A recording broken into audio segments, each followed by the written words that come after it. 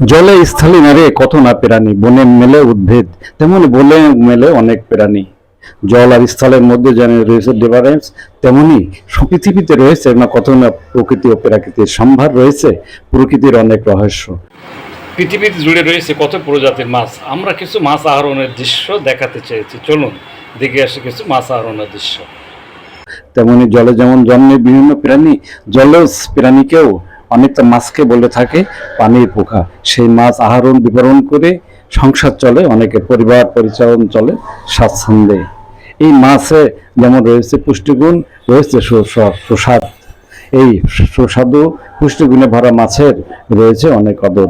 এই প্রাণীকুল আমরা মানব কুলের কাছে মাছের রয়েছে অনেক চাহিদা বা মান, তেমনি রয়েছে সৌন্দর্য।